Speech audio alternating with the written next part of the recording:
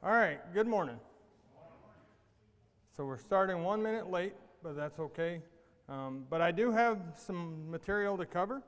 We're going to look at a few different things. We're going to look at human anger, biblical examples. We're not going to look at all the biblical examples, obviously, but we're going to look at three that we can hopefully glean some information from and lessons, and kind of learn, kind of look at their circumstances and kind of see how that compares to the circumstances that we deal with today.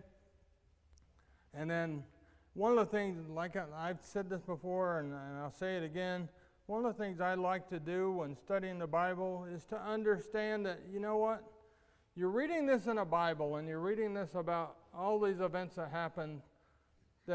have happened 2,000 years ago, but there's nothing in the Bible that you can't relate to in some way, shape, or form, that you can't learn a lesson from and apply it to yourself. So I prefer, and now obviously the Old Testament gives us a history of the nation of Israel, but I prefer to, when we study the Bible, to do it in a way where, okay, we look at the history of the Israelites and the relationship with God and the relationship with their leaders, but what can we glean from that? What lessons can we learn from that? Rather than just looking at it like a historical account of a nation that seemingly had it all, but then could not deal with success and could not deal with the fact that they were set apart. They didn't deal with that correctly. So we're going to look at three examples in the Bible. There are many more examples of people that get angry in the Bible. But we're going to look at three, and hopefully we can look at that and say, you know what? I can relate. I can relate to what they're going through. Or maybe in some cases, like in the case of Jonah, hopefully, we can't relate to what he was going through. But maybe we can. So at any rate, hopefully we'll learn a lesson from these three examples, and then hopefully it will also spur us to go look at other examples that are called out in the Bible. But before we start, Mario has agreed to open us up with a prayer.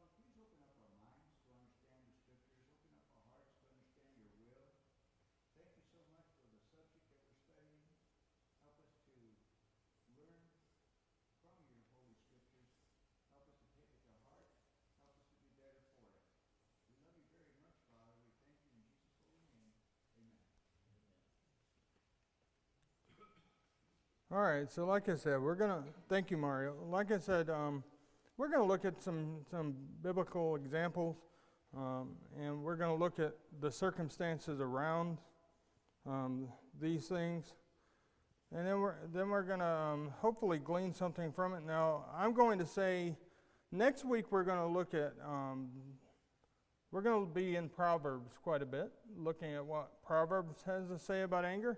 But we're going to kind of study through a bunch of verses about what the Bible has to say about anger. And then the classes beyond that, I'm going to call them our therapy sessions. We're going to look at how anger affects us, both physically, mentally, and then also how and most importantly, how it affects us spiritually. And things that we can do to overcome anger. Things that we can do to control our anger. Because, like I said in the first class, we can choose to be angry. And we can choose to be offended. And so we're going to look at those sorts of things as we go along. But the first example we're going to look at today is going to be Jonah. Now, everyone knows the story of Jonah.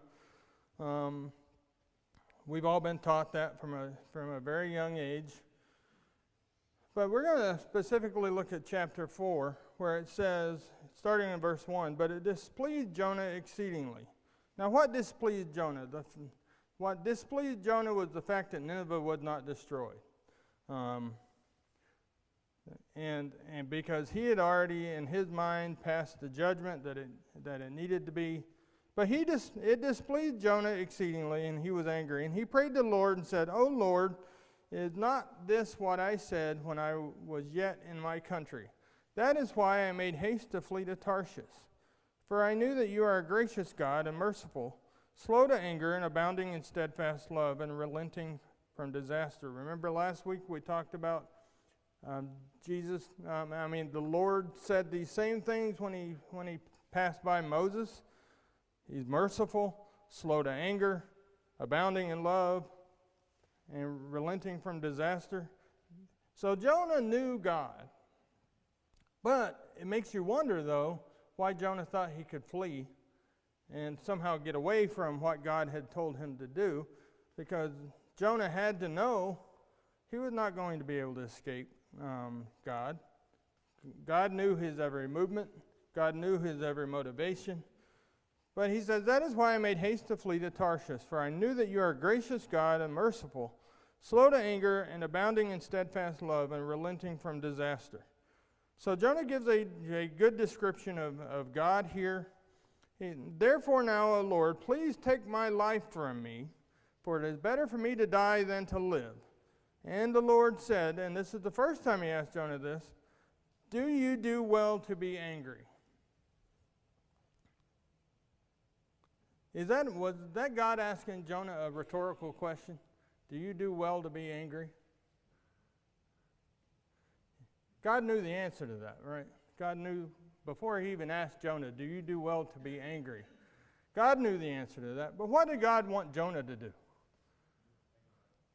Think about it. Why are you angry? Nothing happened to you.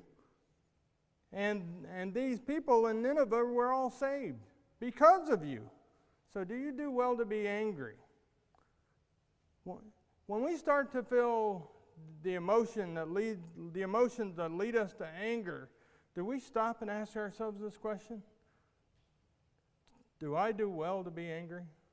Am I going to be better off for this fit of anger that I'm about to enter into, or should I just calm down? Yes, Mario.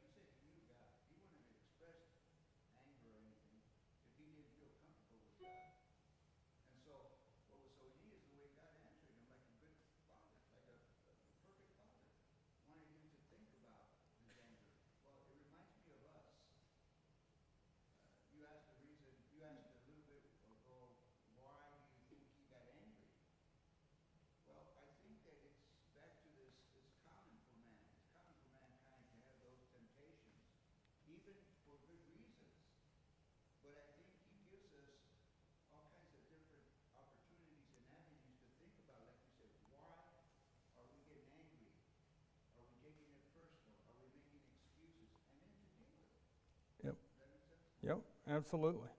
And there's a bit of, I don't know what the right word is here, but he just described God as being slow to anger, abounding in steadfast love, and relenting from disaster. But now he's angry because God wasn't quick to anger, that he did not show his love, that he didn't hate the people in Nineveh, and that he didn't bring disaster on him. But he clearly said that God is not that way. God is merciful, slow to anger, abounding in steadfast love, and relenting from disaster. But then he's angry because God's not that way. Or God's not the way he wants him to be. He thinks God should pass judgment on the people in Nineveh, regardless of what the people in Nineveh do. And God doesn't operate that way. So Jonah asked God to take his life from me. Now, have you ever done anything in a fit of anger that you would look back and regret? Now, what if God had actually taken Jonah's life from him? He wouldn't have been able to look back and regret. But have you ever done anything in a fit of anger that you look back and say, "Whoa, I should not have done that"? Well, what if God had followed through on Jonah's request? I don't think Jonah really wanted his life taken from him, but he's angry. He's saying what he wants to say here, and God asked him a simple question: do you do well to be angry? Jonah went out of the city and sat to the east of the city and made a booth for himself there.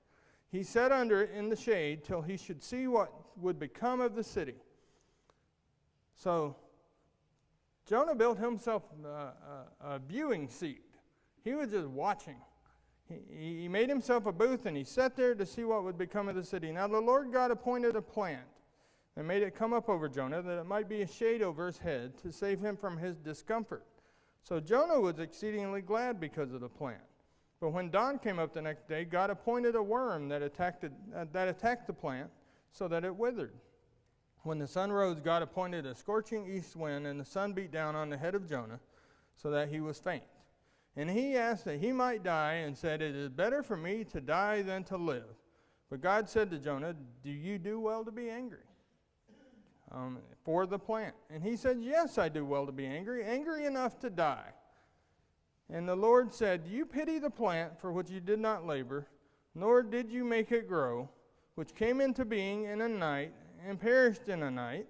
And should not I pity Nineveh, the great city in which there are more than 120,000 persons who do not know their right hand from their left, and also much cattle?"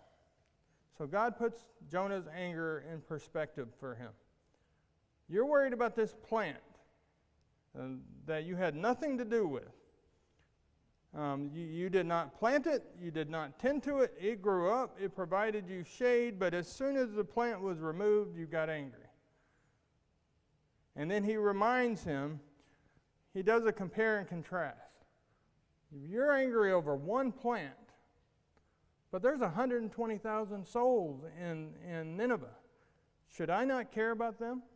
You care about this plant to the point that you're saying it's better for you to die when the plant was removed, but I shouldn't care about 120,000 souls?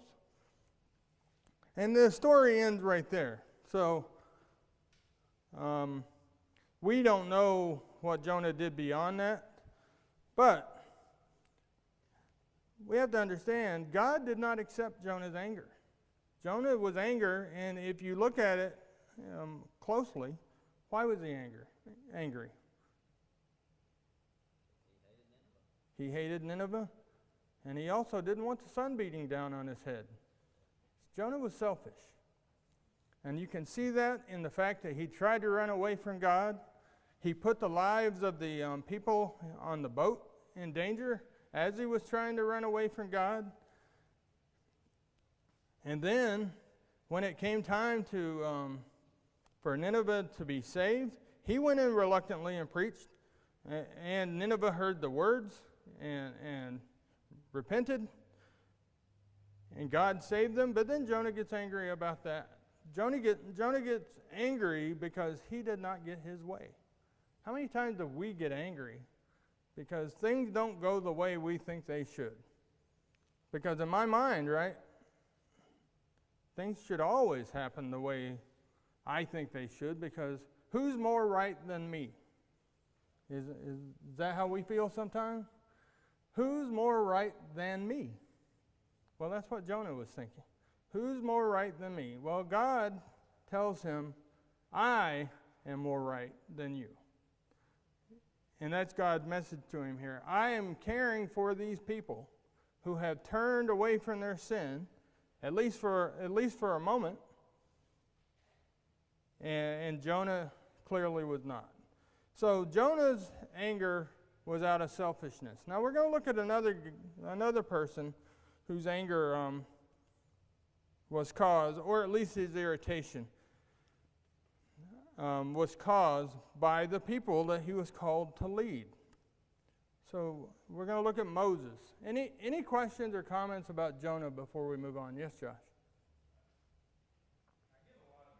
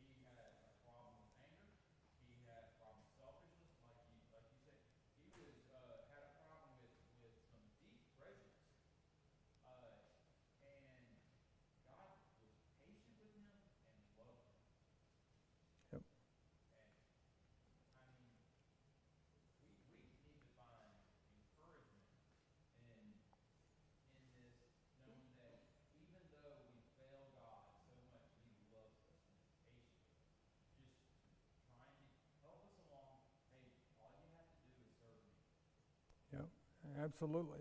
And something else that gets buried in that story of Jonah. He was a good evangelist. He went to the city of Nineveh, who was about to be destroyed, even though he didn't want to be there. And he went throughout the city proclaiming the news from God, and they repented. Well, so Jonah clearly could deliver a message that the city heard, they understood, they believed, and they repented. Jonah wasn't even that keen on using his gift to help people, because once it helped people, he was angry about it. Yes, buddy. God chose Jonah to do a special work for him.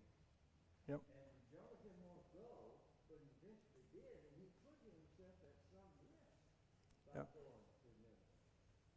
But he did it. And that's the way we are sometimes. We say, look, I've done everything you've asked me to do. I've tried to live the best life I possibly can. And now I've got this disease that's bothering me. Can't you do something about that? We all have those kinds of things. Yep. Is that selfish for us to do that? Maybe, but you can sympathize with Jonah to a degree. You can.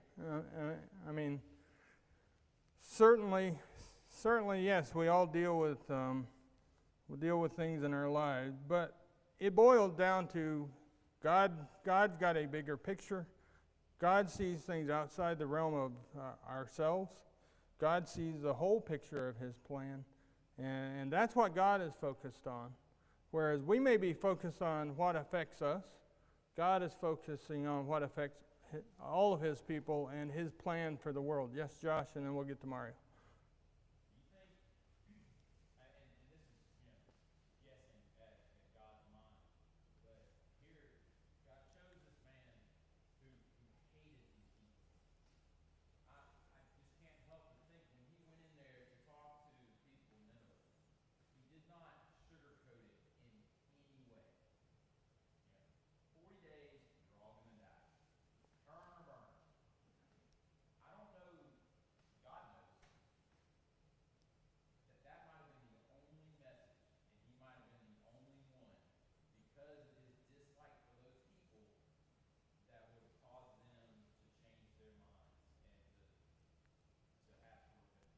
Yeah.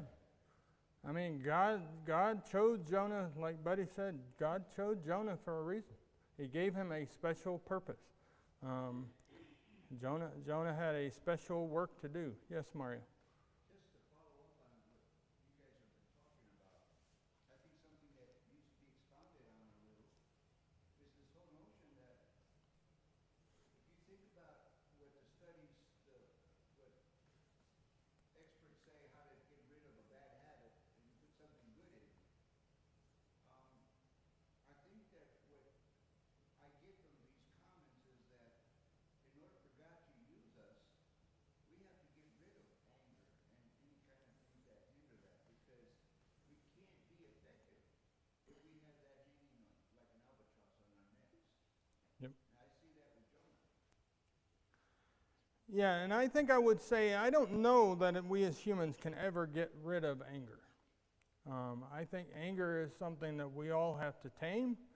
Anger is something that we all have to realize that sin lurks close by when we get angry. Now, does the Bible in Ephesians 4:26, Paul definitely gives a warning, be angry and sin not. So it does appear that it's possible to be angry, but Paul makes it very, very clear, do not hold on to that anger, because the longer you hold on to that anger, the more likely you are to sin. So Paul's not saying that it's a good thing, but I don't know that it's entirely possible for us to completely let go of anger. I do think it's something that we have to learn to be able to tame, and something that we have to learn to give over to God, just like vengeance, just like many forms of judgment.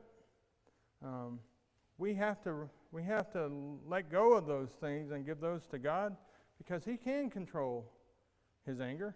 He can control His vengeance, and He can control judge, and He is a righteous judge. So there are things that we're better off not having, And anger is one of those things, but I don't know that we can ever fully just get rid of it, but we do have to control ourselves when we feel it coming on. So now we're going to look at Moses and kind of what Moses went through, and then we're going to look at Moses in a little more detail. But Israel, the whole time that Moses was leading them, there's 14 recorded complaints or times that Israel complained against Israel, and also in some cases complained directly against God. And so Moses, this wasn't when we're going to look at in Numbers where Moses struck the rock, but that wasn't a singular event that led him to that. And we need to understand that. Israel's complaining started even before they were delivered out of captivity. So if you look at, and we're not going to read all these verses, I put them up here so that you could see them. Obviously, I want you to see that they are coming directly from the text. It's not something I'm just saying, but I will do some paraphrasing instead of reading. Exodus 5, 1 through 22. Pharaoh increased their burden because they were asking to be able to go and worship God. Pharaoh increased their burden, and what did the Israelites do? They blamed Moses. Because Pharaoh made their jobs harder because of these requests, and they blamed Moses. They said, why don't you just leave us alone? Pharaoh's being harder on us now. More is being demanded of us because of you. And so they were blaming Moses while they were still in captivity. Then, Exodus 14, 11 through 12, they were complaining at the Red Sea. Why did you bring us out here just to die? It would have been better if we stayed back there. So they were complaining to Moses after they'd been delivered out of captivity at the Red Sea. And in all these cases, there's an undercurrent of a lack of trust and faith in God, but they were directing this complaining toward Moses. And then in Exodus 15:22, complained about the bitter water. Exodus 16, 1 through 4, they complained about hunger.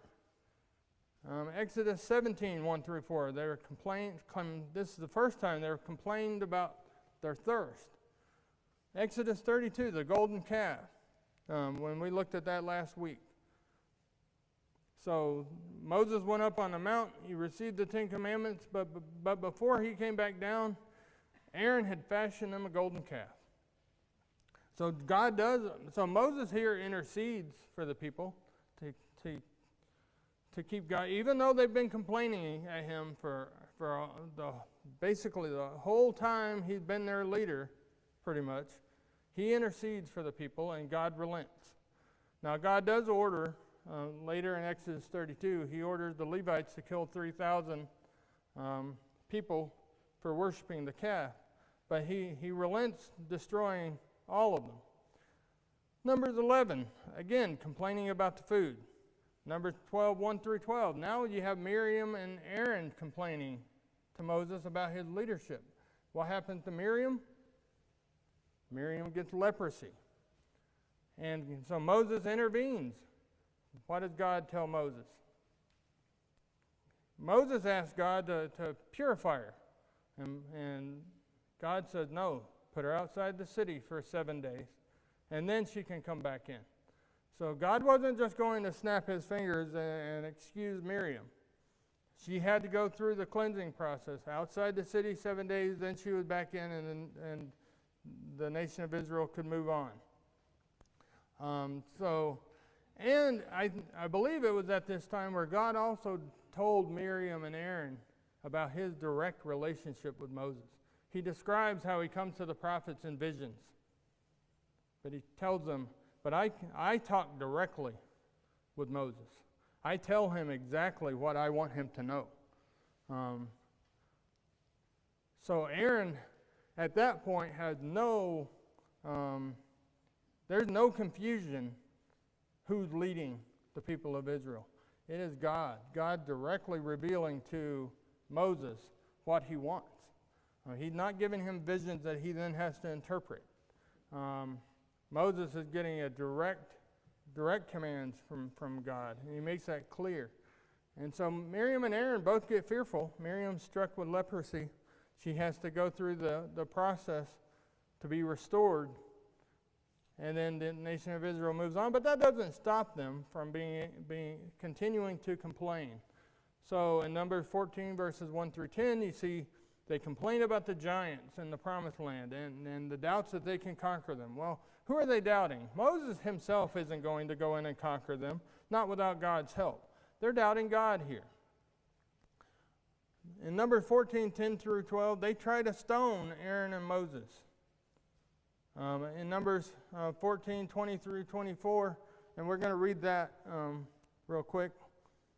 We're going to see God's response to that and then Moses' response to God. Numbers 14, 20 through 24. I'll go ahead and read that. Then the Lord said, I have pardoned according to your word. So again, Moses intercedes.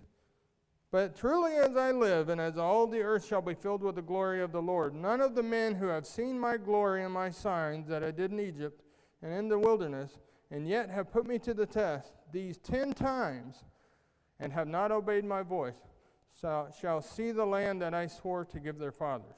And none of those who despise me shall see it. But my servant Caleb, because he has a different spirit and has followed me fully, I will bring into the land into which he went, and his descendants shall possess it. So I don't know if you were counting the bullet points up to this point. We're at number 10 on the list of complaints. So if we think God's not keeping track, if we're thinking that God does not know, when we're persecuted, God does not know that we're being persecuted, or he's not going to hold people into account for the actions that they do. He says here these 10 times in verse 22, and yet have put me to the test these 10 times and have not obeyed my voice. So they're constantly complaining against Moses, against Aaron, against God. Shall see the land that I swore to give to their fathers. So God judges them for their actions. Moses, though, even though he's been complained against all these times, continues to intercede. We have five examples or 5 occurrences in the Bible that we can look at where Moses intercedes for the people of Israel. Now, how many of us in here, if we were dealing with people that just constantly were just complaining all the time, would feel like interceding 5 times on their behalf? I'm not saying that's a good thing or a bad thing, but you've got Moses here who continues to intercede for this people that are clearly not showing that they're grateful. They're clearly not showing that they're, something goes wrong, and rather than trusting God, they start murmuring, they start complaining. But Moses continues to intercede on their behalf with God and continues to prevent their absolute destruction, but through his intercession. The other thing we have to note here, and I'm not saying, church leadership has a very big responsibility to follow God and to help the flock that they lead to follow God. But God here clearly does not like the people that Moses and Aaron are trying to lead. He does not like the way that they are responding to them. And in fact, he says, they won't see the promised land. Now, Caleb will, but the others, but the rest of them will not. So we see that, and we look at that, and we need to apply that lesson to how we treat those who are trying to lead today. Now, that doesn't mean that church leaders cannot be above reproach. They absolutely can be. And we should always be looking to our Bibles for ourselves to make sure that we're being led in the proper way. We have a responsibility as Christians, as leaders, as members, to constantly be in the Bible ensuring that we're doing the right thing. And when we find some error that is occurring, we have a responsibility to bring that up. Now, how do we bring it up? Do we do like the Israelites?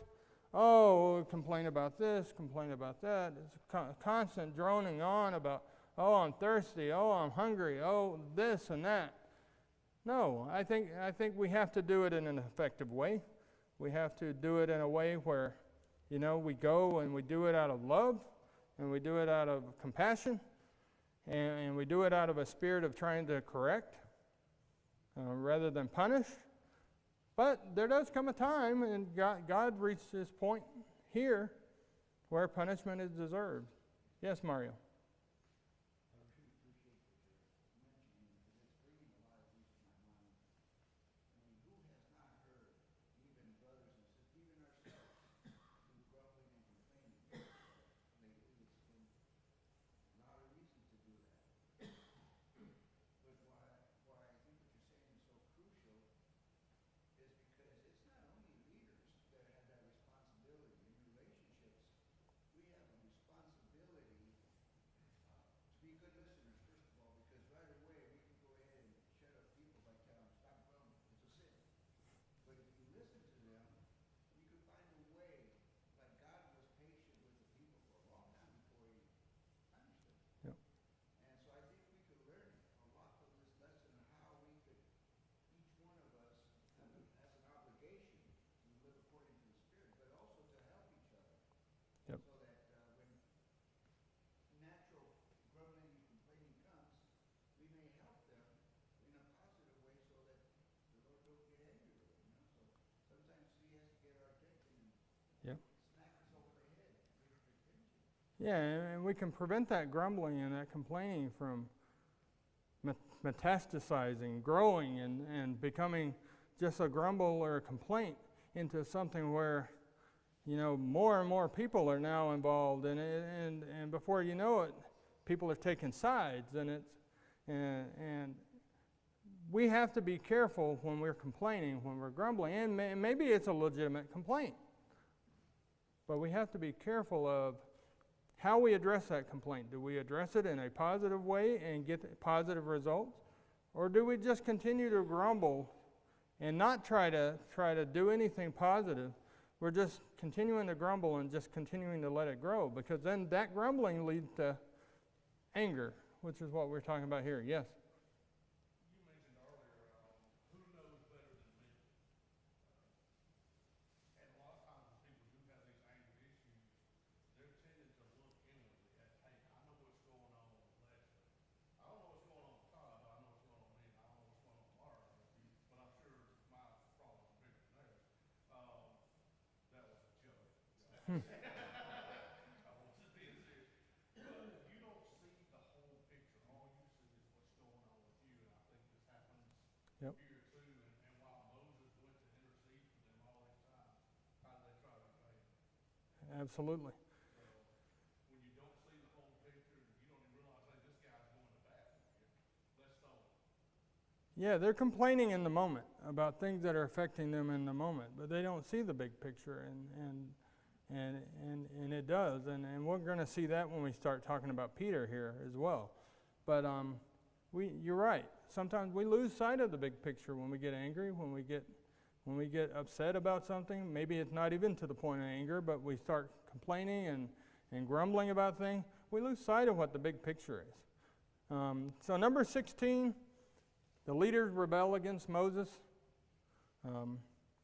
Number 16, verse 41, they accuse Moses of killing God's people.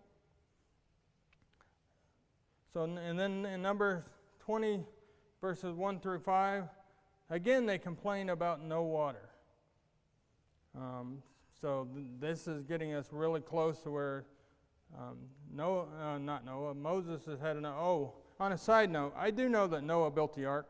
My mom is she watches these Bible classes, and I love that she does. But she told me after class last week, she's my biggest cheerleader and probably my biggest critic, which is good. She keeps me honest. She said, you know Moses didn't build the ark. So apparently at some point last week I said Moses built the ark. And I should have told her, yeah, I know Abraham did it. But I do know that Noah built the ark, so if I misspoke last week, I do apologize. And apparently I did, or my mom probably wouldn't have called me out on that. But just an aside note. But so now they're complaining about not having any water. And then they complain again in number 21, more complaints about the food they're having to eat and lack of water. And God sends the serpents. So that's the last of the 14 complaints that we hear about. But we're going to look at Moses here in a little more detail. So now we can kind of see what he's dealt with, his entire leadership. He's trying to help these people, and he's trying everything he knows to do. Yet he's constantly being met with anger and derision and complaining and grumbling and calling for him to be replaced. And what was Moses' response when he was called to do it in the first place? Moses was reluctant to even lead in the first place. He didn't even think he was the right person to do it. So not only is Moses dealing with all of these insults and complaining and grumbling, he had to be in the back of his mind, I didn't even want to do this in the first place, guys. Why are you complaining to me? I'm here because God told me to do this. I'm not here for myself, because if it were me, I wouldn't be here. I wouldn't be leading you guys. If I was doing this for me, I would not be doing this. Moses tried to convince God to send someone else. But God told Moses he was the man for the job, and Moses took the job upon himself.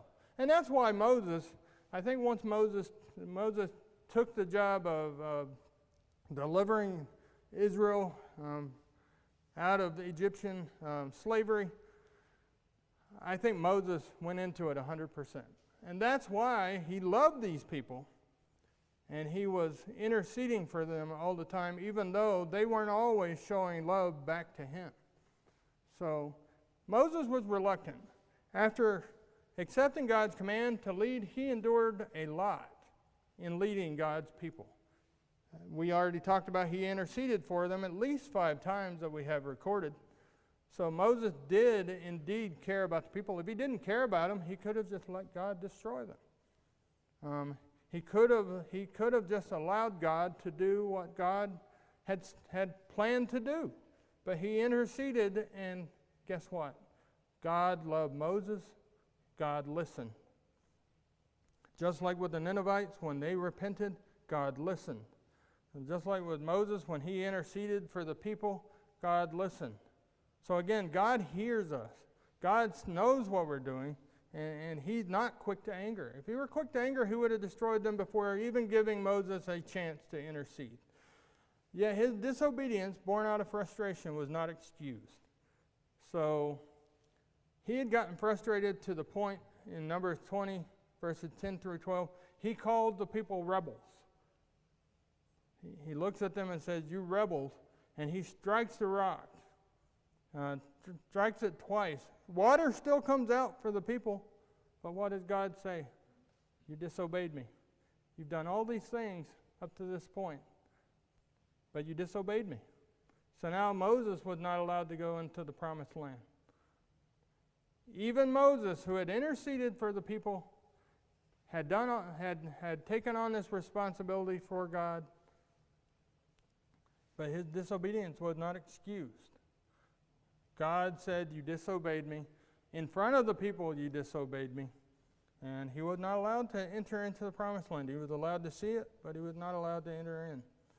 So whether Moses was frustrated or Moses was angry, he was clearly, you don't call a group of people a bunch of rebels if you're not frustrated with them.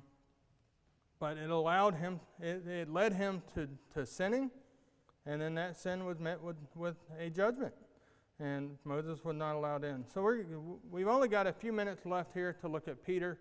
So we're just going to briefly touch. We all know these. But it's important to kind of look into all the different phases of Peter's faith and human emotions. Peter's faith wavered. We see that when he stepped out of the boat and he almost drowned. Jesus says, come to me.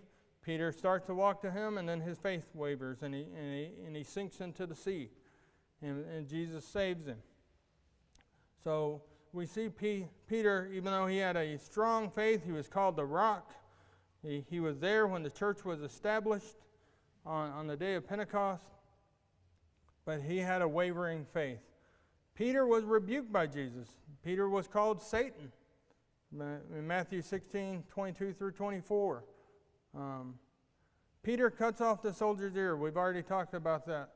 Jesus did not need Peter's outrage, didn't need his anger. So Jesus repaired the soldier's ear, and then proceeded to tell Peter, you know, if I wanted out of this, I could do it myself. I could call 72,000 angels right now, and they'd destroy the earth, and that would be that. But Jesus, again, had a larger view of God's plan. So then we see in Luke 22, verses 54 through 62, Peter denied Jesus 3 times. So Peter had fear. He was fearful. Even though Jesus told him he would do that, and Peter said, no, I'll never do that, Peter allowed his fear to drive him to denying Jesus 3 times. Peter was one of the apostles that fell asleep in the garden. All Jesus did was ask them to stay there and to watch. That's all he asked. Stay there and to watch. And he fell asleep. So we see Peter's anger when he cuts off the soldier's ear. We see Peter's wavering faith when he steps out of the boat and he almost drowned because his faith wavers. We see Peter have to be rebuked. We also see Peter fall asleep on the job. All Jesus needed really was someone there. Jesus was going through a lot at that point in time. He knew that his death was very, very soon. He just needed someone to come throw his arm around him and give him some help, give him some sympathy, comfort him. Peter wasn't there for Jesus when he needed comfort. And then Peter was rebuked by Paul for partiality. So we see that in Galatians 2:11 through 21. So we can see all of these struggles inside Peter. Now look at ourselves. Do we see similar struggles? Do we lack compassion sometimes? Do we deny our Lord sometimes when we're out in the world and people are doing things that we know we shouldn't be doing? Do we sometimes, in a way, deny our faith by maybe participating in things that we shouldn't be in? Do we let our anger get the best of us like Peter did? Do we sometimes need rebuke? I think we do. Just like Paul rebuked Peter, he wasn't going to allow Peter to be partial, and he rebuked him for it. Does our faith waver? I think everyone in here can say that our faith wavers.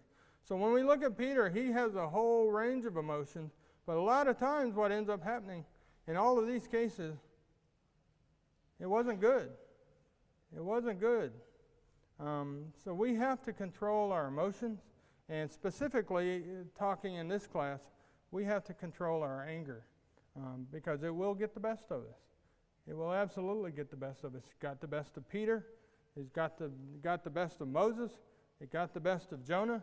Why do we think we're any different than those 3 men who dealt with these things and sometimes failed?